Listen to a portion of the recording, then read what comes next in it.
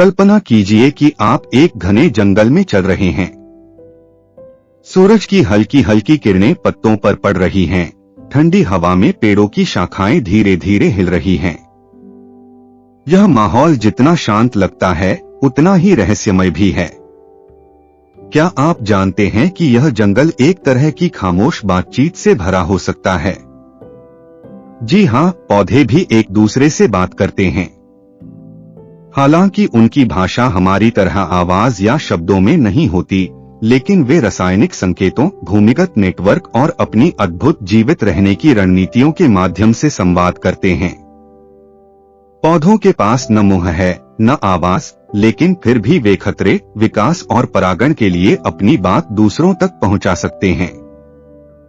जब किसी पौधे पर कोई खतरा आता है, जैसे कि किसी कैटरपिलर का हमला, तो वह रासायनिक संकेत छोड़ता है।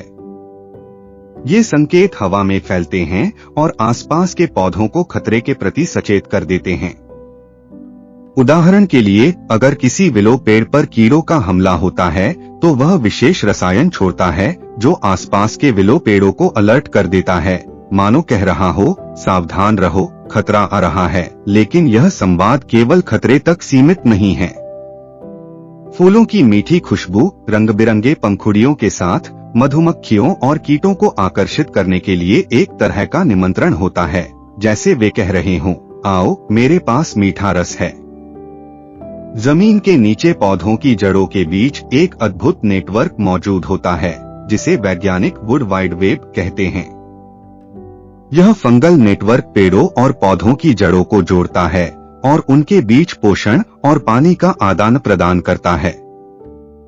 बड़े पेड़ इस नेटवर्क के जरिए छोटे पौधों को पोषण देते हैं, ठीक वैसे ही जैसे एक परिवार में बड़े सदस्य छोटे सदस्यों का ध्यान रखते हैं।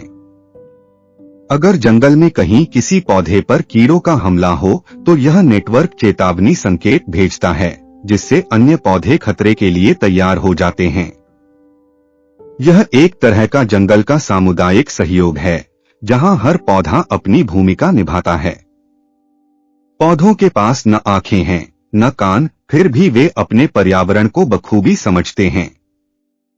वे सूरज की रोशनी को पहचानते हैं और उसकी तरफ बढ़ते हैं, जिसे फोटोट्रॉपिज्म कहते हैं। बेलें सहारे के खंभों को छूकर पहचानती हैं और ऊपर की ओर चढ़ती हैं। कुछ पौधे परागणकर्ताओं को आकर्षित करने के लिए मीठी खुशबू छोड़ते हैं, तो कुछ शाकाहारी कीड़ों को दूर भगाने के लिए दुर्गंध भी छोड़ते हैं।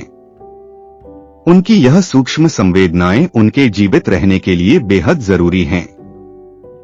पौधों की संवाद क्षमता इतनी अनोखी है कि कभी कभी दूसरे पौधे उनकी बातचीत को सुनकर अपना बचाव कर लेते हैं। उदाहरण के लिए, जब सेजब्रश पौधा खतरे का संकेत देता है, तो पास के जंगली तंबाकू के पौधे अपनी रक्षा प्रणाली सक्रिय कर लेते हैं। वाइल्ड लीमा बीन के पौधे पर कीड़ों का हमला हो, तो वह ऐसी गंध छोड़ता है जो ततैयों को बुलाती है और उन कीड़ों को भगा देती है। मिमोसा पौधा तो छूने पर ही अपनी प्रतिक्रिया दे देता है। पौधों से हम कई बड़ी सीख ले सकते हैं। उनका सामूहिक सहयोग हमें यह सिखाता है कि हम भी अगर संसाधन साझा करें और एक दूसरे की मदद करें, तो बड़े से बड़े संकट का समाधान कर सकते हैं। वैज्ञानिक पौधों के वुड वाइड वेब से प्रेरणा लेकर कृत्रिम बुद्धिमत्ता और नेटवर्किंग सिस्टम विकसित कर रहे हैं।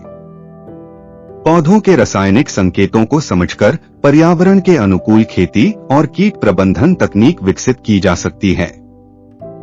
सोचिए, पौधों के पास न दिमाग है, न दिल, फिर भी उनकी रणनीतियां कितनी प्रभावी और बुद्धिमान हैं।